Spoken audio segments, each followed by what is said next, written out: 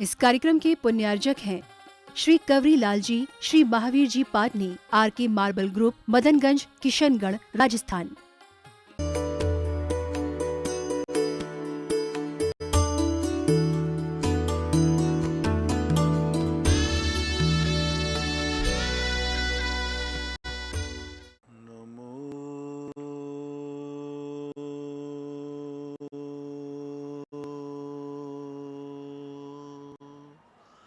अरिहन्तार्णं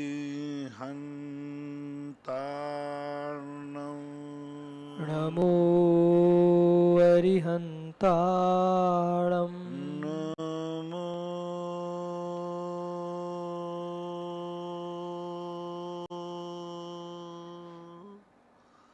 सिद्धार्णं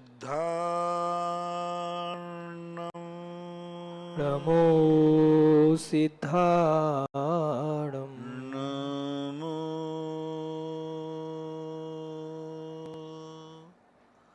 आयर्याणं नमो आयर्याणं नमो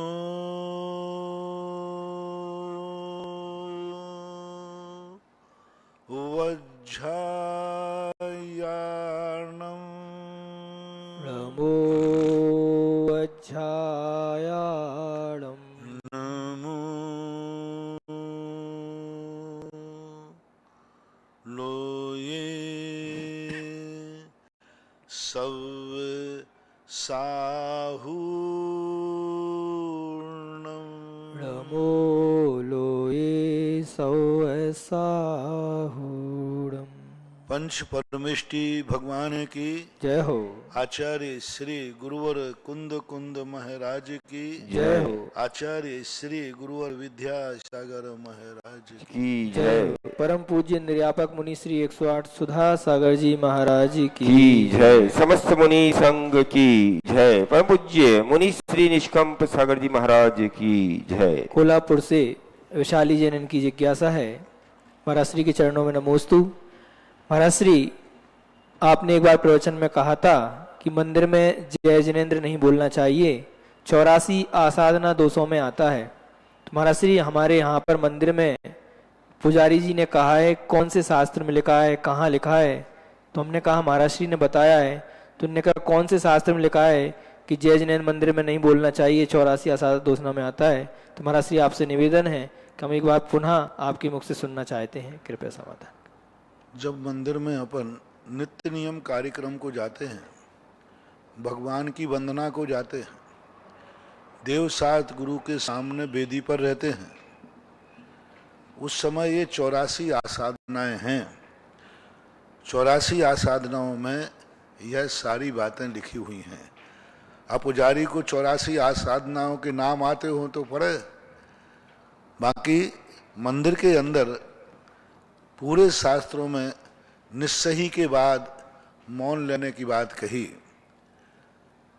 महापुराण में, हरिवंश पुराण में जब मंदिरों में जाकर के अंदर दर्शन करने जाते, जब निस्सही बोलते हैं, मंदिर के बरामदे में बाहर अलग है, बैठक है, कुछ भी है, वो बात सब अलग है। जब मंदिर में अपन दर्शन के निमित्त से जाते हैं, जब मंदिर में बैठकर यदि मीटिंग कर रहे हैं तो बात अलग है, लेकिन मंदिर में जब अपन दर्शन के लिए जाते हैं, पूजन के लिए जाते हैं, अभिषेक के लिए जाते हैं, उस समय यदि कोई व्यक्ति मिल जाता है तो स्पष्ट रूप से जय जिनेन्द्र नहीं करना चाहिए। जिन पूजा जो अभी किताब शिविर में चलती है पूजा की, उस पूजा किताब में पीछे 84 आसाधनाएं लिखी हैं। तो जो शिविर में भर्ती हुए हों तो उन शिविरार्थियों से आप एक जिन पूजा नाम की किताब है पूजा की, उसमें शिविरार्थी से किताब लेकर के उसके पीछे भाग में सबसे लास्ट में अंत में 46 पृष्ठ पे, हाँ 46 नंबर में, तो जिन पूजन में आपको मिल जाएगा 46वें नंबर में 84 आसाधनाओं में यह भी लिखा हुआ, जय जिनेन्द्र करना, जोहार करना, नमस्कार करना, साधर्मी को मात मंदिर के अंदर देव, शास्त्र, गुरु, इन तीन का ही अभिवादन करना चाहिए। हाँ, पूजा पाठ कर लो, सबको समाप्त कर लो, उसके बाद यदि मंदिर के बाहर दरामदे में श्रृंगार चौकी में कोई मिलता है तो वहां की बात अलग है। सहारनपुर से अंकित जैन की जिज्ञासा है। महाराज श्री के चरणों में नमोस्तु। महाराज श्री, आपने एक बार प्रवचन में बताया था कि 9 या 5 बादाम या गोला चढ़ाने से मंगल होता है। आप उस दिन इसके बारे में बता ही रहे थे कि टाइम हो गया लाइव का, तो महाराज श्री हम अधूरी बात सुन पाए, तो कृपया हम आपके मुख से पूरी बात सुनना चाहते हैं। क्या प्रसंग था वो प्रसंग देखना पड़ेगा। मेरे साथ यही परेशानी है, हर बार मैं प्रवचन में जब खत्म करता हूँ तो ये कहता हूँ कि अब इसके संबंध में समय हो गया, बाद में देखूंगा, और बाद वो कभी आते ही नहीं, क्योंकि वो दूसरे दिन कुछ ऐसा नया प्रसंग आ जाता है कि पुराना तो रह ही जाता है, नया इतना ज्यादा हो जाता है कि उसी में चले जाते हैं। तो अब वो 5 आपको खुद प्रसंग याद देखना पड़ेगा, किस प्रसंग में 5 शब्द का प्रयोग किया। मैं शायद मैंने ऐसा 5 का कब बोला कि 5 लौंग, 5 बादाम, 5 ये संख्यावाचक शब्द शायद मैंने कभी ऐसा बोला नहीं है। कोई प्रसंग होगा, लगता है पंचक में कोई मरण कर जाए उस प्रसंग में 5 शब्द का प्रयोग जरूर आया था। हाँ, वो बात जरूर कि पंचक में यदि कोई मरण कर जाए तो उस समय जरूर 5 की चर्चा आई थी कि भाई कई लोग कहते 5, तो हमने उसका एक सिद्धांत निकाला था। हाँ, तो 5 शब्द का अब वो आप प्रसंग देख के लाए।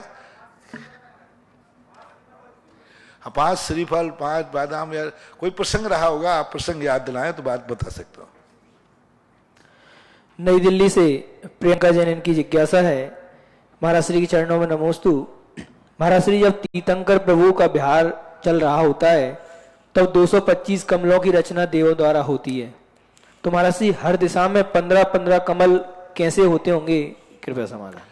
हर दिशा में 7-7 कमल होते हैं और 32 दिशाएं बनाना पड़ेंगी।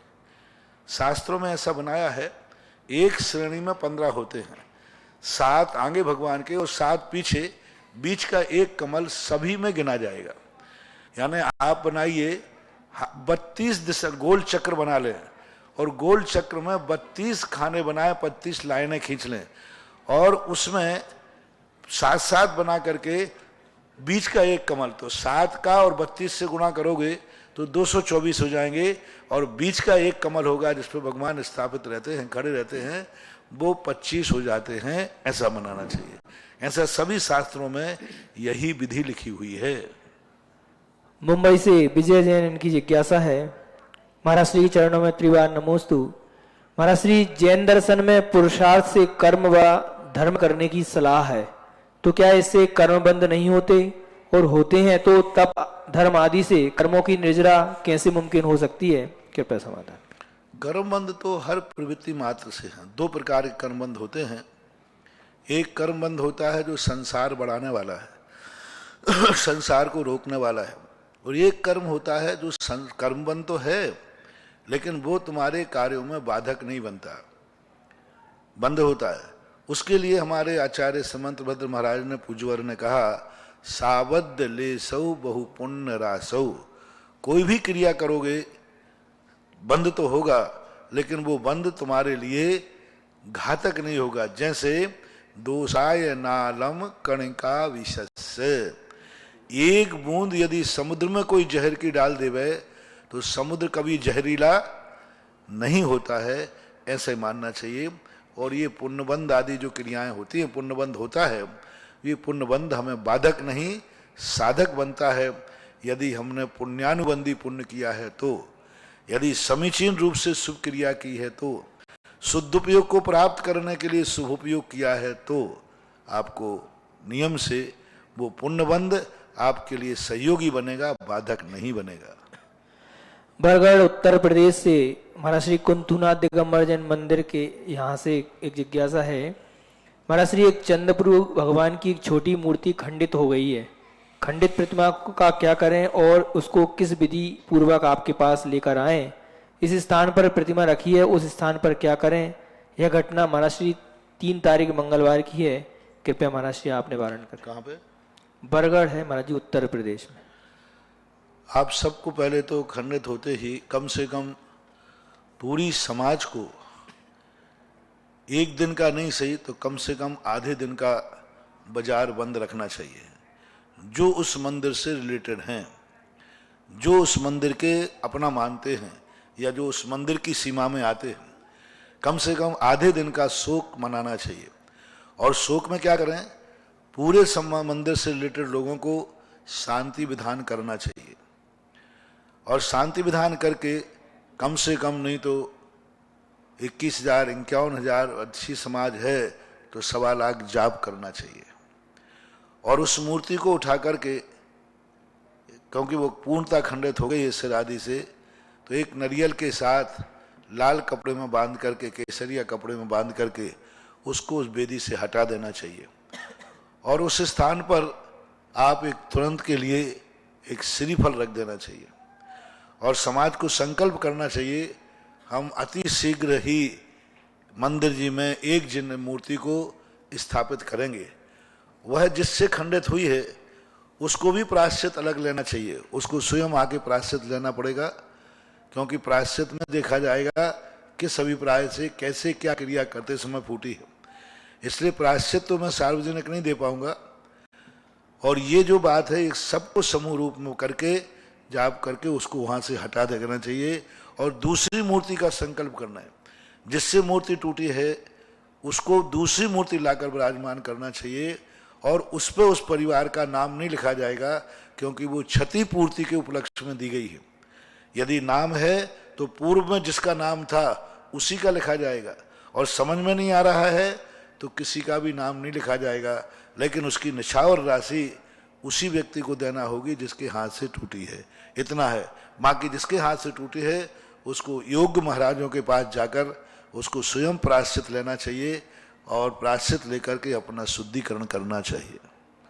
अशोकनगर से निर्मल जैन मिर्ची, इनकी जिज्ञासा है। महाराज श्री के चरणों में नमोस्तु।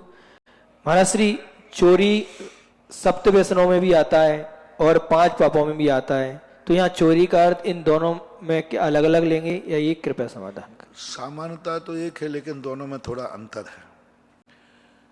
वहां जो व्यसनों में आया है वह किसी की आदत पड़ जाती है, व्यसन हो जाता है। कोई धन दौलत की कमी नहीं है सब कुछ है उसके बाद, लेकिन चोरी की आदत पड़ जाती है। कई लोगों की आदत हो जाती है, सब कुछ उनके घर में है, लेकिन वो दूसरे के यहाँ जाएंगे तो कुछ ना कुछ उठा के लाएंगे। वे सब्जी लेने जाएंगे तो 2-4 टमाटर पार जरूर करेंगे। हाँ, ये बीमारी महिला पुरुष सब में होती है। घर में कोई कमी नहीं है, 1-2 टमाटर ज्यादा लेने से कोई वो फर्क नहीं पड़ने वाला, लेकिन वो आदत है। चोरी करने की एक व्यसन बन जाता है। व्यसन का अर्थ होता है आवश्यकता नहीं होने पर भी उसकी आदत ऐसी पड़ जाती है कि वो चोरी करता है। हमारे यहाँ एक कथानक आता है कि एक व्यक्ति को चोरी का व्यसन था और वो कभी कुछ कजाचत बन करके महाराज बन गया। अब वो महाराज तो बन गया, लेकिन उसको चोरी किए बिना नींद नहीं आवे जब तक वो चोरी नहीं कर ले। अब उसको नींद ही नहीं आ रहा। बाबा जी बनने के बाद क्या करे, तो रात के 12 बजे उठे, जब सब साधु सो जाए तो सारे साधुओं के कमंडल उठाकर, इनका कमंडल उनके पास, उनका कमंडल इनके पास, पीछे सब उठा के बदल दे। अब सवेरे सारे महाराज अपनी अपनी पीछी ढूंढते फिरे कि हमारी पीछी कहां गई। तो वे कहे, तुम्हारे बाद मेरी पीछी कैसे पहुंची? आप तो उतनी दूर सो रहे थे, मेरी पीछी, तुम तो उस कमरे में थे, मेरी पीछी क्यों उठा के ले गए तुम? रात में तुम चल के कैसे आए मेरे कमरे में? वो पीछी गुरु के पास बात पहुंची, महाराज जी ये मेरी पीछी रात में कमरे में उठा के ले गए। तो कहते महाराज जी मेरी भी कोई उठा ले गया।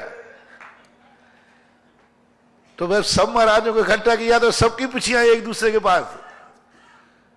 तब फिर सोचा आचार्यों ने, अपने कोई हमारे संग की घाट नहीं है, बहुत पुरानी घटना है, कि देखो रात में, तो रात के वो उठता था, इनकी पीछे उठा गए। पूछा गुरु ने कि भाई ऐसा क्यों? बोले इसके बिना मुझे नींद ही नहीं आती। तो ये कहलाता है चोरी का व्यसन।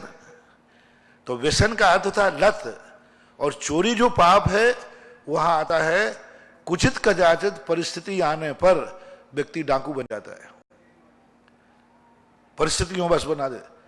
जितने ये डाकू बनते बड़े बड़े, इनके पीछे कोई ना कोई परिस्थिति रहती है। कोई कर्जे में डूब जाता है, कोई परेशान करता है, सब कुछ ना कुछ कारण से बनता है। जो किसी मजबूरी में चोरी करता है वो चोरी पाप है, और जिसको चोरी की आदत पड़ जाती है वो चोरी व्यसन है। दोनों में अंतर है। इंदौर से अंकित गोदाहन की जिज्ञासा है। महाराज श्री के चरणों में नमोस्तु। महाराज श्री, हम जैन लाइब्रेरी में जाते हैं तो वहाँ हमको कौन सी किताब पढ़ सकते हैं? क्या हम आगम के ग्रंथ पढ़ सकते हैं क्या? क्योंकि हम साधारण कपड़े में होते हैं तो हम वहाँ क्या अध्ययन कर सकते हैं? हम स्वाध्याय नहीं करते, लेकिन अध्ययन की दृष्टि से कोई ग्रंथ पढ़ सकते हैं? ग्रंथ हैं विशेष रूप से, उन ग्रंथों को नहीं पढ़ करके बाकी शेष पढ़ने में कोई बाधा नहीं। कम से कम यदि वाचनालय में गए हैं तो जूते चप्पल पहने हैं तो कम से कम वहाँ जूते चप्पल उतार देना चाहिए। मुंह में यदि कुछ खा रहे हो तो कुल्ला कर लेना चाहिए। इतनी शुद्धि तो कहीं भी रखना ही चाहिए। इंदौर से प्रियंका महेंद्र जैन की जिज्ञासा है। महाराज के चरणों में नमोस्तु। महाराज जी, कुछ लोग मंदिर जी में अधिक से अधिक पूजा और अर्घ चढ़ाने के चक्कर में अशुद्ध व त्रुटिपूर्ण उच्चारण करते हैं, और कुछ लोग एक पूजा पूर्ण शुद्ध रूप से उच्चारण पूर्वक करते हैं। महाराज जी, अधिक पूजा अशुद्ध रूप से उच्चारण करने वाले लोग शुद्ध रूप से उच्चारण कर एक पूजा करने वाले लोगों का उपहास करते हैं, तो इस प्रकार की स्थिति सामाजिक अस्थिरता बढ़ा रही है। इस पर नियंत्रण कैसे करें? कृपया मार्गदर्शन करें। अब ये तो देखो, अपनी अपनी पूजा के भाव हैं। हमारे शास्त्र में कहा भी है, ज्ञान के अंगों में कहा कि अशुद्ध नहीं पढ़ना, शुद्ध ही पढ़ना चाहिए। अशुद्धि यदि चला करके कर रहा है तो बहुत बड़ा दोष है। लेकिन अशुद्धि करना नहीं चाहता है, अबुद्धि पूर्वक हो रही है, तो कोई दोष नहीं है। पूजा एक करना कि अधिक करना, ये सबसे कोई फर्क नहीं पड़ता। ये अपनी अपनी उपयुक्ता, अपनी अपनी बात है। अंजन छोड़ना नमोकार मंत्र ही नहीं पढ़ा और सिद्ध हो गया, और दूसरा थोड़ा भी अशुद्ध पढ़ ले तो कुछ भी सिद्धि नहीं हो। तो हमारे दर्शन में परिणामों के ऊपर आश्रित है कि आप किस परिणाम हैं। यदि शांति के साथ आप बहुत एक पूजा कर रहे हैं और शुद्ध उच्चारण करके अच्छी तरह कर रहे हैं तो श्रेष्ठ है। अनेक पूजाएं कर रहे हैं और उपयोग में चंचलता है, इधर उधर उपयोग भटक रहा है और शुद्ध उच्चारण नहीं है, तो वो दोष की कोटि में तो आता ही है। एटा उत्तर प्रदेश से रूबल जैन इनकी जिज्ञासा है। महाराज श्री के चरणों में नमोस्तु। महाराज श्री, वैसे तो सारे तीर्थंकर ही महादानी थे, परंतु वासु पूज्य भगवान को ही महादानी क्यों कहा जाता है? कृपया समाधान। वासुज भगवान को इन्होंने कहीं पढ़ा होगा। अब कहीं पढ़ा होगा। सभी तीर्थंकरों के संबंध में भक्ति के, मैंने कहा ना कि अजितनाथ भगवान की जब भक्ति की तो बोले भगवान आप ऐसे थे कि आपको कोई जीत नहीं सकता। अरे अजित ऋषभनाथ को कौन जीत सका? तो ये कवि की विशेषता होती है। जिस भगवान की वो स्तुति करता है, मैंने एक दिन भक्ति का स्वरूप बताया था कि जिसकी तुम भक्ति कर रहे हो उस समय ऐसा परिणाम आना चाहिए, इससे बड़ा दुनिया में कोई नहीं है, इससे अधिक गुणवान कोई नहीं है। आप तो जितने संसार के गुण हैं उसी में देखो जिसको आप नमोस्तु कर रहे हो। मान लीजिए आप अजितनाथ भगवान की पूजा कर रहे हो तो आप संसार के जितने गुण हैं सब अजितनाथ में देखो। भगवान जो आप में गुण हैं, ये गुण मैंने कहीं दूसरों में नहीं देखे। और फिर संभवनाथ पे पहुंच जाओगे तो फिर वहां भी यही कहना, भगवान आप जैसा गुणवान कोई नहीं है। फिर अभिनंदन नाथ पे पहुंच जाओ तो भी वही कहना। तो ये भक्ति का स्वरूप कहलाता है कि जिसको हम नमस्कार कर रहे हैं उसको संपूर्ण गुणों से अलंकृत कर देते हैं। इसलिए वासुदेव भगवान को दानी महादानी का रूप दिया गया है।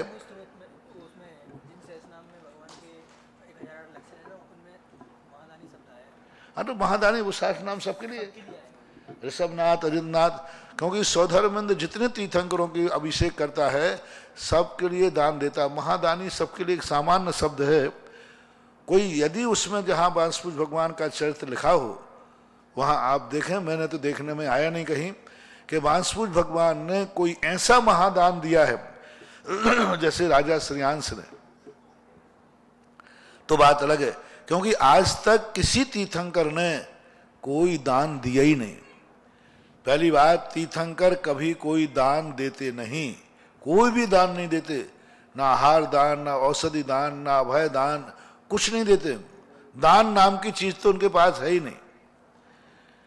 अब ये महादान उन्होंने क्या दिया? पूर्व भाव की अपेक्षा हो, उस भाव में उन्होंने कौन सा दान दिया?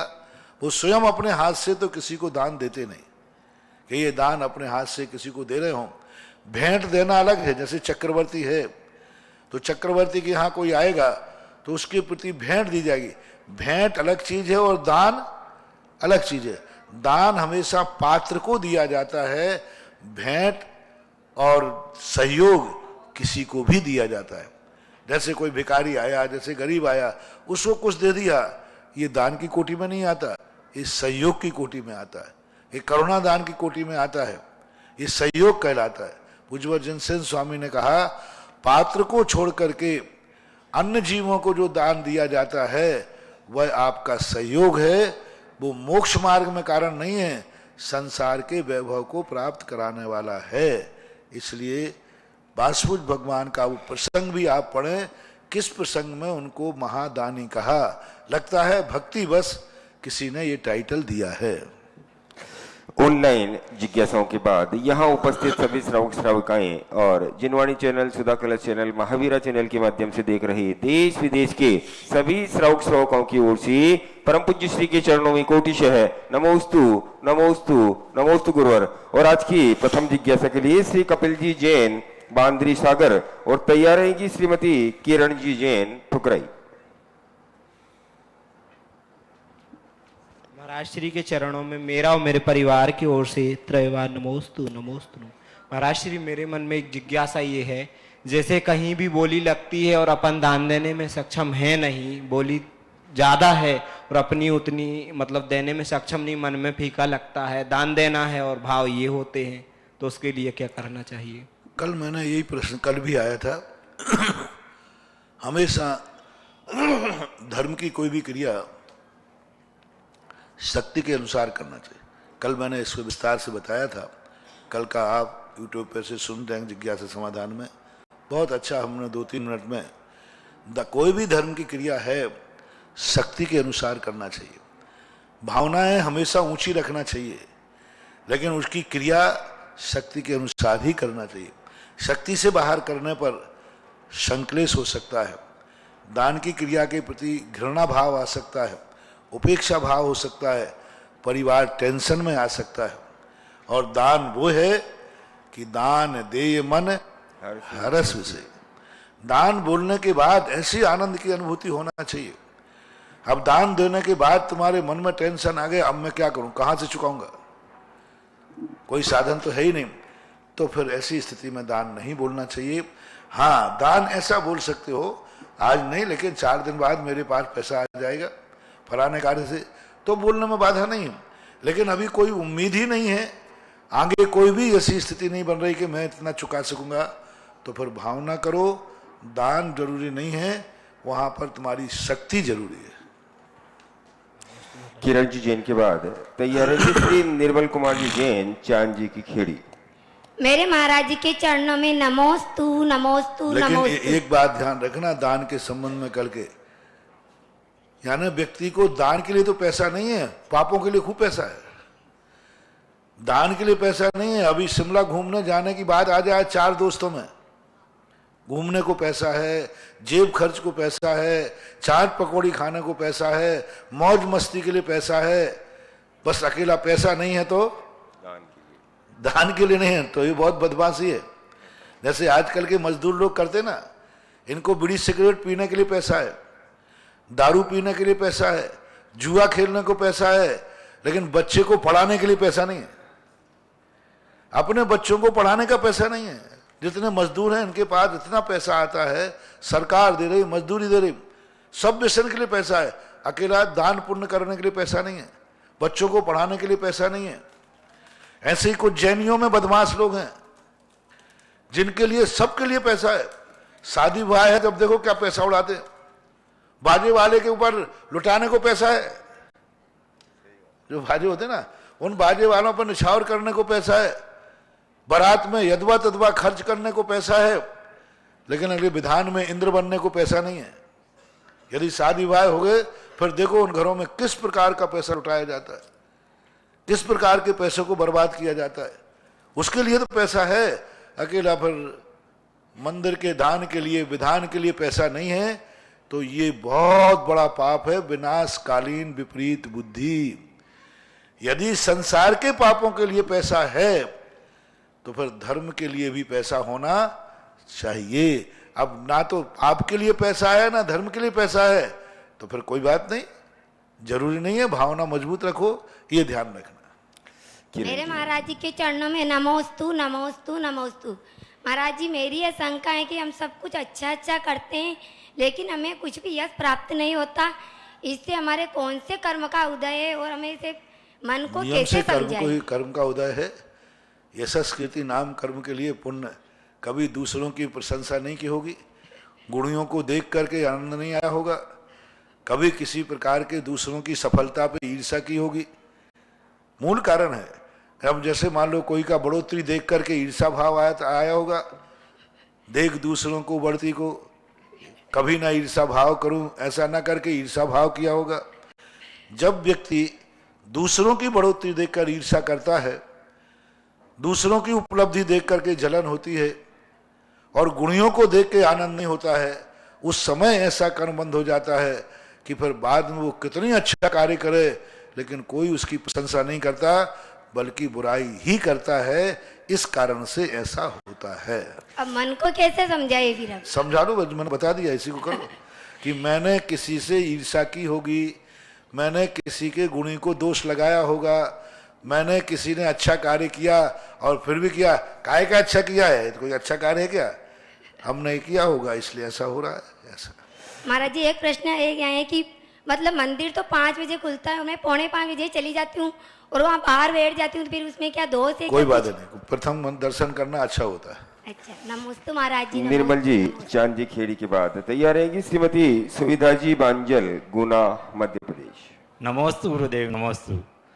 भक्त प्रत्याख्यान किसे कहते हैं? भक्त प्रत्याख्यान। भक्त प्रत्याख्यान ये समाधि के समय होता है।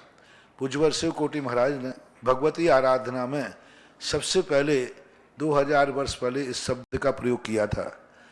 तो जब व्यक्ति साधु संलेखना लेता है तो संलेखना के 3 नाम आते, इंगिनी मरण, प्रायोग गमन मरण और भक्त प्रत्याख्यान मरण। भक्त प्रत्याख्यान उसे बोलते हैं जो धीरे धीरे भक्त यानी आहार का त्याग करता, भक्त यानी भोजन, प्रत्याख्यान यानी त्याग, जो धीरे धीरे भोजन को त्याग करके समाधि मरण करता है उसको भक्त प्रत्याख्यान मरण बोलते हैं।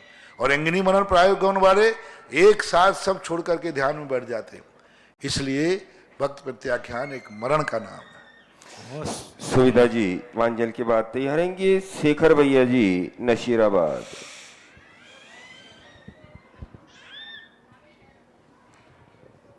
बोलिए जल्दी। नमोस्तु गुरुवर, पूरी गुना जैन समाज की ओर से नमोस्तु नमोस्तु नमोस्तु। गुरुवर, मेरी शंका तो आपको देखते से समाप्त हो गई, शंका तो नहीं है, फिर भी मैं अपनी जो व्यथा है मैं आपके सामने रखती हूँ, आप मेरा कृपया कर समाधान करें। प्रश्न करना है मात। गुरुवर, जब मैं एक महापुरुष से मिली तो उनने मेरे से प्रश्न किया कि आप कैसे हो, तो मैंने उनको जवाब दिया कि बस देवशास्त्र गुरु का आशीर्वाद है तो बढ़िया ही होंगे। तो उन्होंने पलट कर ये जवाब दिया कि अगर आशीर्वाद से ही सब कुछ होता है तो फिर आपके अच्छे बुरे कर्म का क्या होगा, वो कहाँ जाएंगे? तो मैं इसका पलट के जवाब नहीं दे पाई उनको कि मैं क्या बोलती हूँ। क्या ना, अच्छे बुरे कर्मों का तो फल होता ही है, लेकिन आशीर्वाद और भक्ति आदि से उन कर्मों को हीनादिक किया जाता है। कर्म ही सब कुछ करते हैं तो फिर दवाई क्यों खाना? कर्मों से ही अच्छे बुरे फल मिलता है, दवाई क्यों खाना? कर्मों से ही सब कुछ होता है तो भोजन क्यों करना? कर्मों से ही सब कुछ होता है तो गाड़ी में ब्रेक क्यों रखना? कर्मों से ही सब कुछ होता है तो देखकर क्यों चलना? कर्मों से ही सब कुछ होता है तो सावधानी पूर्वक क्यों चलना? कर्मों से ही सब कुछ होता है तो फिर ये निमित्त नैमित्तिक संबंध क्या? किसी ने किसी का मर्डर कर दिया तो कर्मों से यदि मर्डर होता है तो फिर रिपोर्ट क्यों? वो तो कर्मों से हुआ, तो कर्म था उसने मार दिया, फिर रिपोर्ट क्यों लिखाना? फिर दूसरे को ये क्यों कहना तुमने मुझे गाली क्यों दी? अरे कर्मों ने ही जब गाली दिलाई है तो फिर उसको क्यों दोष देना कि गाली हृदय क्यों दी।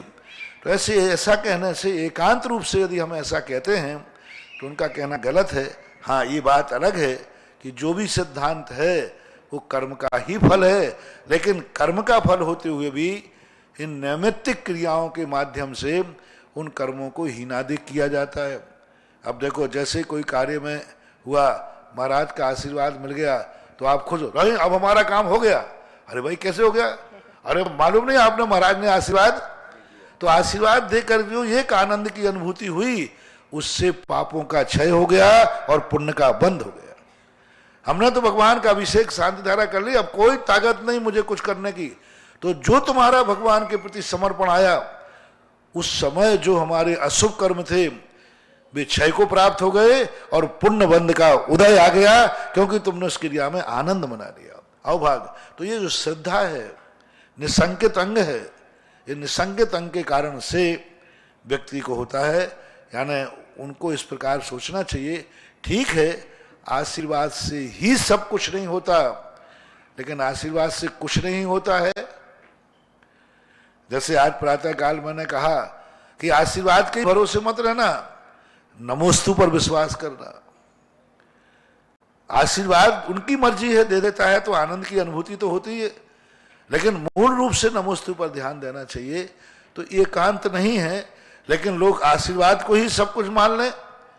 जैसे एक बार मैंने शायद उदाहरण दिया था, एक बहुत बड़ा श्रद्धालु था, उसको आशीर्वाद पर बड़ा विश्वास था। वो यात्रा पे जा रहा था और महाराज का आशीर्वाद लेके गया और गाड़ी स्टार्ट कर दी, ब्रेक पे से पैर हटा दिया। और लोगों ने क्या करा भाई, अरे चुप रहो, महाराज का आशीर्वाद लेके आओ, कुछ नहीं होगा। अब बोलो भाई, वो आशीर्वाद में इतना अंधा हो गया कि ब्रेक पर ही पैर हटा दिया। बोले तुम लोगों को गुरु जी के आशीर्वाद पर विश्वास नहीं, मेरे गुरु बहुत चमत्कारी हैं, मैं आशीर्वाद लेके आया हूं, कुछ नहीं होगा। अब बोलो, ये ऐसे भक्तों को कितना खतरनाक है ये भक्त, ये मरवाएगा। और डंडोरा पीट रहा है, ब्रेक पे पैर रखने की जरूरत नहीं, क्योंकि महाराज का और मुझे विश्वास है आशीर्वाद से कुछ नहीं होगा। तो ऐसा समर्पण अंधा समर्पण कहलाता है। यदि इतना आशीर्वाद पर विश्वास है तो गलत है, लेकिन आशीर्वाद से हमें बल मिलता है, सांत्वना मिलती है। यदि ऐसा मानता है तो ठीक है, आशीर्वाद ही सब कुछ कर लेता तो आशीर्वाद तो सदा तीर्थंकरों ने भगवान सब भावना भाते हैं। दोनों का कर्म है, आपका खुद का पुण्य होना चाहिए। आशीर्वाद कितना काम करता मालूम है?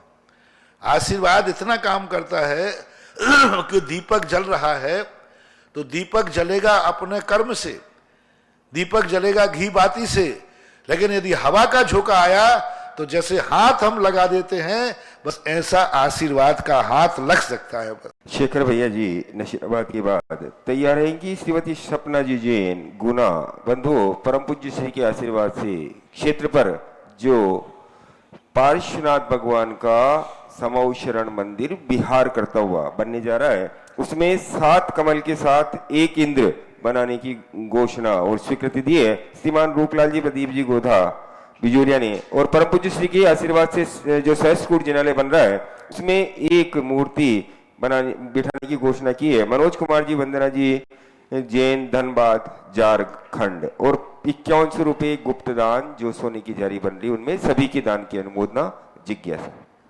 नमोस्तु महाराज। महाराज जी, समाधि स्थल के दर्शन करने में और एक मंदिर जिनालय के दर्शन करने में क्या फर्क है महाराज जी?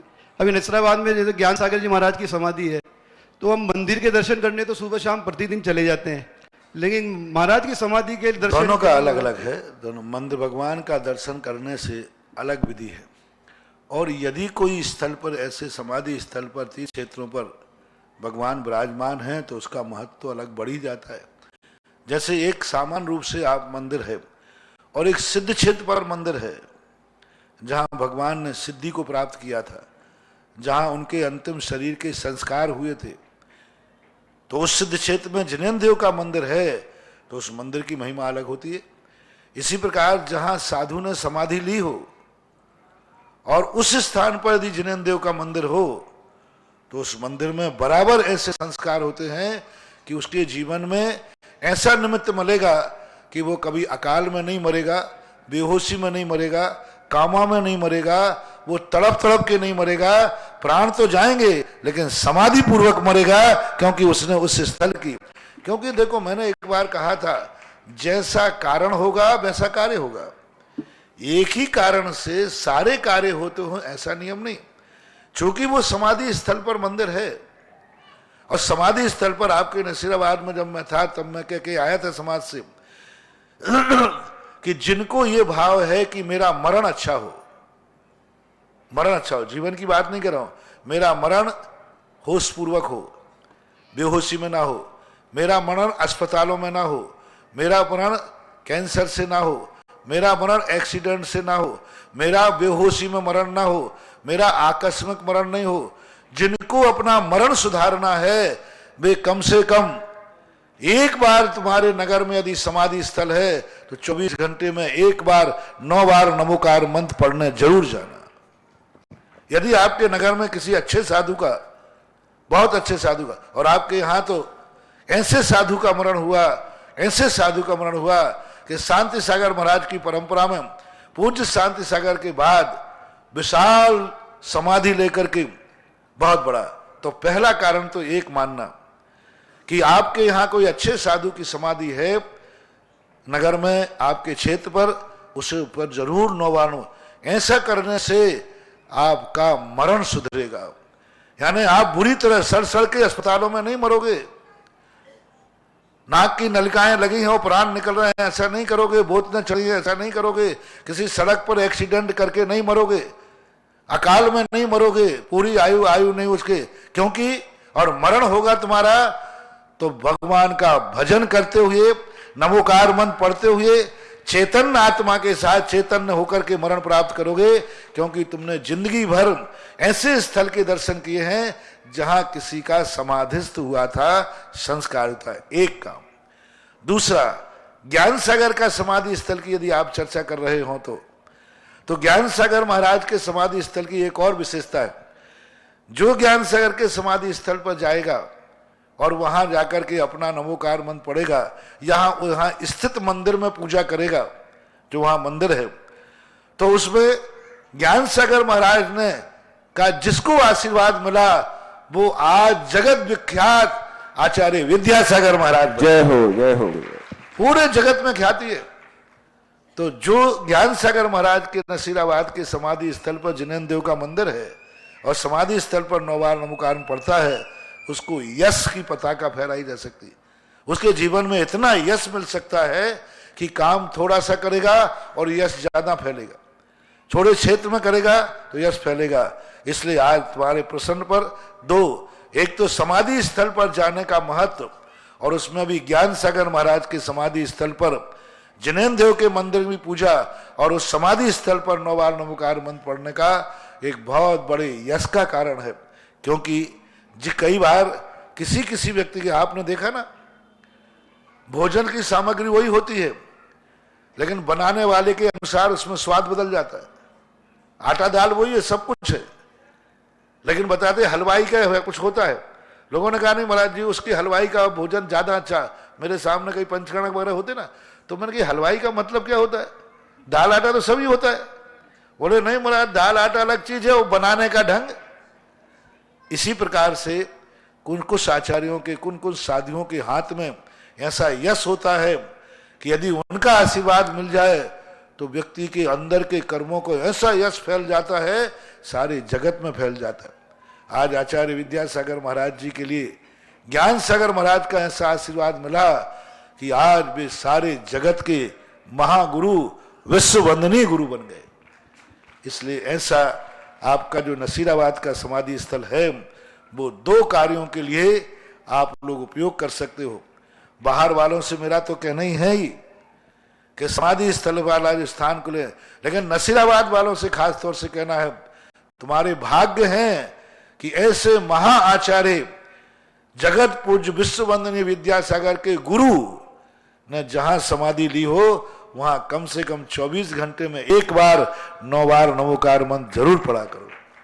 और जब वहां मंदिर विराजमान है तो उस मंदिर में जाकर के जो अभिषेक पूजन करें उनकी तो महिमा ही क्या कहना, एक पंथ दो काज।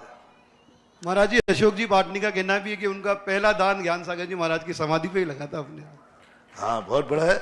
ऐसा तुम बता रहे हो कि सबसे पहले यदि उन्होंने दान दिया था तो नसीराबाद में ज्ञान सागर की समाधि स्थल पर दिया था। अब वहां दिया हुआ दान आज कितना फल फूल रहे हैं वो सबको मालूम है। सपना जी जैन गुना के बाद तैयार रहेंगे। श्री महेंद्र कुमार जी जैन बगड़ा बिजोलिया। मेरे आराध्य के चरणों में बारंबार नमोस्तु नमोस्तु नमोस्तु। महाराज से लोग कहते हैं मन शुद्धि, वचन शुद्धि, काय शुद्धि। काय शुद्धि में कहते लोग कि भावों की शुद्धि को लेना चाहिए, वस्त्रों की शुद्धि को तो कब तक लगे रहेंगे, भाव निर्मल ऐसी बात नहीं है। काय शुद्धि का अर्थ होता है काय शुद्धि ही है, भाव शुद्धि अलग है। मन शुद्धि में भाव शुद्धि आएगी, वचन शुद्धि में जब अपना आहार देने जा रहे हैं, पूजा करने जा रहे हैं, तो वचन की शुद्धि यानी वचन में गलत शब्द नहीं बोलना, क्रोध आदि शब्द नहीं बोलना, अशुभ शब्द नहीं बोलना, ये वचन की शुद्धि कहलाती है। क्योंकि अब मैं आहार के लिए जा रहा हूँ, मैं मंदिर जा रहा हूँ, मैं पूजा के लिए जा रहा हूँ। अब किसी प्रकार का कई बार लोग आहार देते समय गुस्सा कर लेते हैं, आहार देते देते उनको झगड़ा हो जाता है। काय की वचन शुद्धि रही, निकल बाहर फिर देखता हूं मैं तुझे, तो शुद्धि कहाँ रही, वचन शुद्धि तो रही नहीं जब ऐसी क्रियाओं में। और काय की शुद्धि का अर्थ काय शुद्धि है, यानी शरीर की शुद्धि, वस्त्रों की शुद्धि, शरीर से संबंधित जो भी चीजें हैं हर चीज की शुद्धि होना चाहिए। और वस्त्र की शुद्धि तो मुख्यतः होना ही चाहिए, क्योंकि वस्त्र शुद्धि का बहुत बड़ा प्रभाव पड़ता है। एक डॉक्टर भी कोई ऑपरेशन करता है तो वस्त्रों की शुद्धि करता है, कमरे की शुद्धि करता है। ऐसे ही चौके में आपके वस्त्रों की शुद्धि होना ही चाहिए। मुनिश्री जैसे सौंठ, पीपल, ये काष्ठ मसालों में आते हैं, इनकी मर्यादा और सामान्य मसालों की मर्यादा में कोई अंतर रहता है? अंतर है। काष्ठ में जो आते हैं वो पिसने के बाद यदि आटा बन जाए, बिल्कुल पीस लिया जाए, तो उनकी मर्यादा पिसे हुए मसालों के समान ही मानना चाहिए। और जब तक वो नहीं पिसे हैं तब तक की मर्यादा, क्योंकि ये काष्ठ औषधियाँ हैं इनमें जीव। लेकिन जब वो आटा बन जाता है तो यदि उसमें सीड आ जाएगी तो दोष है। अब जैसे पीपल है तो पीपल एक लकड़ी की औषधि के रूप में है, उसमें थोड़े दिन बाद आएगी, क्योंकि औषधियों की मर्यादा नहीं कही गई, मसालों की तो मर्यादा कही गई। लेकिन सौंठ है, लौंग है, ये औषधियाँ कहलाती हैं। औषधि की मर्यादा के संबंध में शास्त्रों में कोई ऐसा वर्णन देखने में नहीं आया, फिर भी अधिक पुराना नहीं होना चाहिए। महेंद्र कुमार जी जैन के बाद तैयार रहेंगी सुश्री मीनाक्षी जैन छोटी बिजोलियां। बंधुओं, परम पूज्य श्री के सत्संग सानिध्य में और परम पूज्य श्री के ही आशीर्वाद से तपोदय तीर्थ क्षेत्र पर जो मूल न्यायिक वेदी है, उस वेदी का काम परम पूज्य श्री के आशीर्वाद से और सानिध्य में चल रहा है। और उस वेदी में सोना और चांदी का काम करवाने के लिए 6 कलश की घोषणा की है। श्री राजीव जी जैन, राजीव एग्रो इंडस्ट्रीज शामली, प्रमोद जैन, सचिन जैन बागपत, अरुण जैन, मयंक जैन, शुभम जैन शामली। तो इसे परिवार का मैं तीर्थ क्षेत्र कमेटी की ओर से हार्दिक स्वागत और दान की अनुमोदना करता हूँ। और शामली दिल्ली है कि महाराष्ट्र? शामली इधर महाराज जी है, इसमें लिखा नहीं है, पर यूपी वाली शामली। हाँ दिल्ली का, ठीक है, यूपी वाली शामली। तो इस परिवार के दान की अनुमोदना और अगली जिज्ञासा महेंद्र जी। मेरे परम पूज्य गुरुदेव के श्री चरणों में सादर वंदन। नमोस्तु नमोस्तु नमोस्तु गुरुदेव। मेरी जिज्ञासा है, मानस स्तंभ पर प्राकृतिक आपदा से 2 प्रतिमाएं आंशिक रूप से खंडित हैं, तो नमोस्तु करने में उसका दोष लगता है कि? अब आंशिक रूप में यदि उपांग थोड़े बहुत खंडित होते हैं और प्राचीन मूर्तियां होती हैं तो उनका विचार नहीं किया जाता। मूल अंग यदि खंडित हैं तो उनका विचार किया जाता है। 40 साल पुरानी। हाँ, तो अब कहाँ खंडित हैं? कान, आँख, नाखून आदि। हाँ, तो ऐसा कोई महान दोष नहीं माना जाता, क्योंकि उपांग में नाखून है खिर गया, कान है खिर गया, थोड़ी बहुत नाक आदि, तो इनको ज़्यादा नहीं मानना चाहिए। और ये पूजनी की कोटि में आते हैं। ठीक है, यदि उनका सुधार होता है तो अच्छा है, लेकिन सुधार नहीं भी हो तो बराबर पूजनी है, वंदनी है। उपांग खंडित होने से प्रतिमा खंडित नहीं मानी जाती। ओलावृष्टि में खंडित हुई थी महाराज जी। ओलावृष्टि में काष्ठ टूट गए थे तब खंडित। कोई बात नहीं। कहाँ की टूट गई? कौन सा स्थान? अपने कौन सा स्थान था खंडित में? कहाँ? नाक क्या? हल्का सा नाक, अंगुलियां, हाँ तो थोड़ी बहुत, अब देख लेना उसको कैसा है। एक प्रश्न और महाराज जी, खुले में विराजमान श्री जी की प्रतिमा पे वर्षा जलाभिषेक का जल को गंधोदक माना जाएगा या नहीं? क्योंकि जब तक मंत्रों द्वारा और संकल्प द्वारा गंधोदक नहीं बनाया जाए तब तक वो गंधोदक की कोटि में नहीं आता। सपोज कीजिए जैसे मुनि महाराज हैं, पैर धोते हैं शुद्धि के बाद, लघु शंका के बाद, जमीन पे पैर धोते हैं और वो पानी जाकर के नीचे चला जाता है, और वही जब तुम चौके में या ग्रस्त धोता है संकल्प के साथ तो एक बूंद भी जमीन में नहीं गिरने देता, एक बूंद, क्योंकि वहां संकल्प किया। पैर वही है लेकिन वहां संकल्प बदल गया। पैर शुद्धि के लिए धोना वो गंधोदक की कोटि में नहीं आएगा, बरसात से धुलना वो गंधोदक की कोटि में नहीं आएगा। तो प्रतिमा के ऊपर जो बरसात से पानी गिर रहा है वो कदापि गंधोदक की कोटि में नहीं आता, क्योंकि वो संकल्पित नहीं है, मंत्रित नहीं है, और जब तक अभी गंधोदक के निमित्त से पानी नहीं डाला जाएगा वो गंधोदक की कोटि में नहीं आता है। नहीं लेना चाहिए, क्योंकि बड़ी बड़ी प्रतिमाओं में ऐसा होता देखा जाता है। अन्यथा बहुत बड़ी आसाधना मानी जाएगी, क्योंकि वो बरसात का पानी, गंधोदक कभी नाली में नहीं जाता लेकिन वो पानी तो सब नाली में जाता है, इसलिए कोई बाधा नहीं। श्री मीनाक्षी जैन के बाद तैयार रहेंगे श्री वंचन जी जैन, बांद्री सागर। नमोस्तु महाराज जी। स्वयोपसम अवधि ज्ञान और भव प्रत्यय अवधि ज्ञान किसे कहा है? कौन सा? भव प्रत्यय और स्वयोपसम, स्वयोपसम अवधि ज्ञान।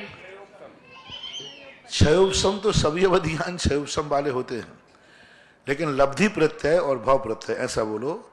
लब्धि प्रत्यय कहलाता है मनुष्य त्रियंशों को होता है, जो तपस्या के माध्यम से, सम्यक दर्शन, ज्ञान, चारित्र्य आदि गुणों के माध्यम से वह प्रकट होता है। ऐसा उल्लेख आता है, पूज्यपाद स्वामी ने श्री सर्वार सिद्धि में लिखा, हीमान और वर्धमान सम्यक्त्व आदि चारित्र्य आदि में वृद्धि होने पर अवधि ज्ञान का क्षयोपसम बढ़ जाता है, हीन होने पर घट जाता है, लेकिन इसकी उपलब्धि लब्धि। और भाव प्रत्यय नियम से नारकियों को और देवों को विशेष रूप से होता है। नारकियों को, सभी जो नारकों में जन्म लेंगे और देवता, इनको भाव प्रत्यय होता है। मनुष्य भी कई बार जन्म से ही अवधि ज्ञान लेके आते हैं, तीर्थंकर आदि, ये अनुगामी ज्ञान कहलाता है। भाव प्रत्यय नहीं मानना। भाव प्रत्यय होता तो सबको मानते। सर्वार सिद्धि से जो आते हैं वो नियम से अवधि ज्ञान लेके आते, भरत, बाहुबली, आदिनाथ, लेकिन वो जन्म से हुआ लेकिन भाव प्रत्यय नहीं हुआ, वो अनुगामी। भाव प्रत्यय देव और नारकियों के ही होता है, और लब्धि रूप जो ज्ञान होता है वो मनुष्य त्रियंशों के होता है। लब्धि रूप प्रत्यय देवों के और नारकियों के नहीं होता, वो मनुष्य त्रियंशों के ही होता है, ऐसा जान। मंचन जी जैन के बाद तैयार रहेंगी श्रीमती निर्मला जी गोधा, बिजोलिया। महाराज जी के चरणों में नमोस्तु नमोस्तु नमोस्तु। महाराज जी, मेरी यह जिज्ञासा है कि मेरे यहाँ सभी लोग, प्रत्येक व्यक्ति सभी भगवानों के लिए प्रक्षाल करते हैं, तो उसमें कितना क्या, मतलब जितनी भी मूर्तियां हैं सारी मूर्तियों के लिए, और कुछ लोगों का मानना है कि सिर्फ मूलनायक भगवान के लिए प्रक्षाल नहीं किया जाता है, बाकी सबके लिए किया जाता है। प्रक्षाल कोई चीज नहीं। प्रक्षाल हमारे यहाँ मूर्ति की सफाई के लिए किया जाता है, वो पूजन का अंग नहीं है, मार्जन है वो। जैसे नहाने के बाद आप टॉवल से पहुंचते, इसलिए गृहस्थ यदि अपनी जिंदगी की आवश्यकताओं को और अपनी विविधाओं को दूर करने की भावना जिनेंद्र भगवान की पूजा में करता है, कदापि दोष नहीं। ऐसे भाव छायक सम्यक दृष्टि ने भी किए, भरत चक्रवर्ती ने भी अपने आप के, अपने जीवन के दुख मिटाने के लिए अभिषेक और पूजन करने गया, भक्ति करने गया। बहुत उदाहरण मिलते हैं। संकट निवारण और अपने संसार की आवश्यकताओं की पूर्ति के लिए इच्छाएं करना गृहस्थ को कदापि दोष नहीं, क्योंकि गृहस्थ की भक्ति सकाम भक्ति ही होगी। वही लोग आगे इस बात का विरोध करते हैं जिनके अभी थोड़े पुण्य के उदय हैं। जब उनके भी पाप के उदय आते हैं तो जिनेंद्र भगवान के तो छोड़ो, शांति धारा जिनेंद्र भगवान की तो छोड़ो, गधे के पैर धोते हुए मिलते हैं। हाँ, जिनेंद्र भगवान की क्रियाएं तो छोड़ो, मिथ्या दृष्टि देवों के पास जाकर के माथा टेकते हुए मिलते हैं। तो ये सब बातें जैन आगम बहुत उदार दर्शन है। जैन आगम में इन सब चीजों का वर्णन मिलता है, इसको निदान नहीं मानना चाहिए। ऐसा। नमोस्तु महाराज। अंतिम जिज्ञासा। नमोस्तु गुरुदेव। यह एक जिज्ञासा भी है और मेरे हृदय की पीड़ा भी है। हम गुरु को मानते हैं, गुरु पर पूर्ण श्रद्धा रखते हैं, लेकिन जो गुरु हमें अच्छा मार्ग बनाते हैं उसे हम नहीं मानते। आज 2000 में जब आप पधारे थे तो मृत्यु भोज जैसी घृणित परंपरा बताई थी आपने, लेकिन मेवाड़ प्रांत में अभी भी यह बहुत जोर शोर से चालू है। हम चिंतन करते हैं कि मृत्यु भोज कर रहे हैं, बच्चे रो रहे हैं, बिलक रहे हैं, पत्नी बेहोश है और उसमें हम मिठाई बना रहे हैं, तो आखिर वो मिठाई को खा कौन रहा है? मिठाई रिश्तेदार ही खा रहे हैं। तो मैं पूछना चाह रही हूँ महाराज जी कि मिठाई खुशी में बनाई जाती है या दुख में बनाई जाती है? अब समय आपका पूरा हो गया, अब लाइट तो खत्म हो गया ना है, तो बहुत अच्छा है। तो आप महाराज जी आगे एक और है, बस यही सुन लो पहले भी। नहीं, इसी में जुड़ा हुआ है। ये प्रश्न इतना बड़ा है कि अभी टाइम हो जाएगा, सुने। दूसरा प्रश्न कल कर लेना। मृत्यु भोज के संबंध में जो आता है वस्तुतः बहुत गलत है। और गजब तो जब मैंने सुना कि जो अपने आप को समय सारी मानते हैं, निश्चय वाला मानते हैं, जो अध्यात्म मानते हैं, वे भी मृत्यु भोज के शिकार हैं। इससे बड़ा मिथ्यात और क्या होगा? व्यवहारी क्रियाकांडी करे तो करे, जो समय सार पढ़ने वाले, निश्चय को मानने वाले, इधर मुनियों को नहीं मानेंगे, इधर पूजा पाठ में मन नहीं लगेगा, और मृत्यु भोज बड़े शौक से करते। मेवाड़ में ऐसा सुना, और ऐसा सुना कि वो तो जरूर करना, वो तो होना ही चाहिए। बताओ, ये समय सार के ऊपर बहुत बड़ा कलंक है, निश्चय पर बहुत बड़ा कलंक है। निश्चय वाला कभी भी ऐसी मिथ्यात मृत्यु भोज में ना तो खाएगा, ना करेगा और ना कराएगा। और मैं इस पर कितने बार बोल चुका हूं, दुख के समय मिठाइयां सुख के समय बांटी जाती हैं, सुख के समय खाई जाती हैं, सुख के समय खिलाई जाती हैं, और आप लोग मरने पर खिलाते हैं। मुझे तो लगता है कि मिठाइयां इसलिए चली होंगी, किसी ने किसी को मार दिया होगा तो उसके ऊपर आरोप आ गया होगा, तो किसी ने कहा सारे समाज को मिठाई खिला दो, तेरा पाप ढक जाएगा। उस पाप को ढांकने के लिए ये 13वां चला होगा। ना तो आगम में वर्णन है, किसी भी शास्त्र में नहीं लिखा इतने राजा महाराजा मरे, शादी ब्याह के भोज मिले, बहुत सारे शादी ब्याह के भोजों का अवसर्जन शास्त्रों में है, लेकिन आज तक इतने बड़े राजा महाराजा मरे, एक का भी मृत्यु भोज का संबंध कोई आगम में नहीं मिला। मैंने बहुत राजा मौत तो सबकी होती है, लेकिन किसी भी राजा के संबंध में ये नहीं मिला कि उनके मरने के बाद मौसर किया गया, 13वां किया गया, कहीं उल्लेख नहीं है। जैन दर्शन में नहीं, अजैन में नहीं, कोई मृत्यु भोज की कहीं चर्चा ही नहीं। जब आगम में ये चर्चा नहीं है, किसी का अतीत में कभी मृत्यु भोज हुआ नहीं है, तो फिर ये इस पंचम काल में ये मृत्यु रूप की कुरीतियां, ये मिथ्यात कहां से आ गया, ये विचारणीय है। इसको तुरंत ही बंद होना चाहिए, क्योंकि ये आगम विरुद्ध क्रिया है और नैतिक विरुद्ध भी है। और पूर्वज जो मर गए हैं, वे मरने के बाद जब वो ध्यान लगाएंगे और कहेंगे अरे ये तो मिठाइयां खा रहे दूसरे सब, तो फिर कुछ कभी खुश हो नहीं सकते। तो ऐसी बात है, ये गलत बात है, नहीं होना चाहिए। प्राप्त किया जाता है। शुभ का अर्थ होता है जो हमारे मन को, वचन को सगुन देता है, जो हमारे लिए उत्थान करता है, जो हमारे लिए नीचे से ऊपर उठाकर ले जाता है। और शुभ के जो क्रियाएं होती हैं, वो शुभ करने से शुभ की क्रिया बंद होती है। हम अच्छा सोचेंगे, अच्छा देखेंगे, अच्छा बोलेंगे तो अच्छा होगा। महाराज जी नहीं, अच्छा खाएंगे तो अच्छा होगा।